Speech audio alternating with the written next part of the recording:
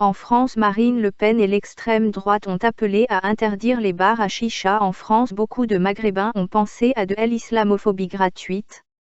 La Direction de la Santé et de la Population, DSP, d'Oran œuvre à la promulgation d'un arrêté de wilaya interdisant l'usage du narguilé dans les lieux publics, a-t-on appris de la chargée d'information à la DSP.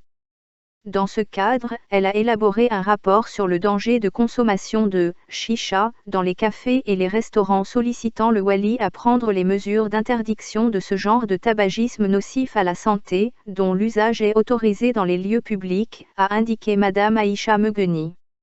Un arrêté de wilaya interdisant cet usage sous peine de fermeture de tout salon de café ou restaurant infractaire est souhaitable pour prévenir contre ces effets néfastes, a-t-on souligné. Une telle mesure renforcera le décret exécutif publié en septembre 2001 interdisant de fumer dans les lieux publics et deux circulaires du ministère de la Santé, de la Population et de la Réforme hospitalière de 2001 et 2007 et l'instruction de 2014 interdisant de fumer dans les établissements sanitaires, a-t-on ajouté. En attendant la promulgation de cet arrêté, une vaste campagne de sensibilisation sera organisée ciblant les cafés et les restaurants tolérant ce genre de tabagisme. Cette campagne sera menée par une équipe composée de spécialistes en médecine préventive, d'agents du commerce et de la sûreté, a-t-on annoncé.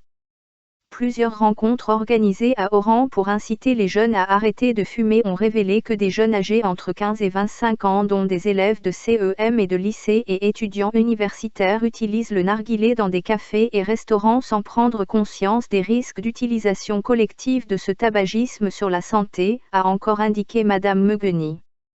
La consommation de chicha au goût de fruits différents entraîne le fumeur dans un monde pareil à celui des toxicomanes, lui collant une dépendance, selon les praticiens en médecine préventive qui ont prouvé, lors de campagnes de sensibilisation sur les dangers du tabagisme organisées au deuxième semestre de l'année dernière par la Direction de la Santé et de la Population, que les effets de la chicha sur la santé dépassent ceux de la cigarette. Une bouffée de chicha inhalée équivaut à un paquet de cigarettes consommées et peut provoquer de nombreuses maladies dont l'hépatite virale, le cancer de la bouche, de la gencive, des lèvres et autres maladies mortelles, a-t-on affirmé. En outre, les bars à chicha en Algérie sont souvent une couverture pour cacher des trafics de drogue et des réseaux d'espionnage du Maroc et des réseaux de prostitution et des lieux de débauche de mineurs. Des fillettes de 12 ans sont utilisées par des réseaux pour rester à 2h ou 3h du matin dans des bars à chicha et se prostituent. Donc le Maroc et le Mossad utilisent les bars à chicha comme couverture pour détruire l'islam, la moralité et la cohésion sociale du peuple algérien pour pouvoir le coloniser. Il y a bel et bien une 5e colonne marocaine qui travaille sous ordre du Mossad C1A à la destruction totale du peuple algérien par le trafic d'organes, les meurtres, la pédophilie et les attentats terroristes. La police algérienne effectue des descentes pour vérifier si les consommateurs sont majeurs, mais les patrons marocains ou algériens ne sont jamais inquiétés, seuls les clients algériens risquent des problèmes. Bref, l'Algérie est devenue un apartheid inversé où les Algériens ont moins de droits que les étrangers. Il faut se rappeler qu'un petit pays, l'Angleterre, a réussi à coloniser la Chine et l'Inde après avoir drogué et détruit la jeunesse chinoise et la jeunesse de l'Inde avec l'opium et l'alcool. Un drogué ne va jamais se battre pour défendre son pays mais fera tout pour une dose.